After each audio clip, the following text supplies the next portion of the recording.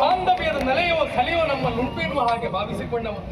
ಸಾರಿ ಸಾರಿ ಇದರಲ್ಲಿ ಕೇಳಿದ್ರು ನನ್ನ ಪ್ರಶ್ನೆಗೆ ಯಾವುದೇ ಉತ್ತರವನ್ನು ಕೊಡದೆ ಹೋದ್ರು. ಸಕಾಲದಲ್ಲಿ ಬಂದು ತಿಳಿಸಿದ್ರೆ ಸ್ವಾಮಿ ಧನ್ಯನಾಗಿ. ಮರಣವಾದಂತಹ ನನ್ನ ಜೀವನ ಎನ್ನುವುದು ಇನ್ನಾದರೂ ಹಯನಾಗ್ತದೆ ಎನ್ನುವುದು ಈಗ ಸ್ಪಷ್ಟವಾಗಿ ಅರ್ಥವಾಗಿದೆ. ಸರ್ ನಿಮ್ಮಲ್ಲಿ ಒಂದು ವಿನಂತಿ ಸ್ವಾಮಿ.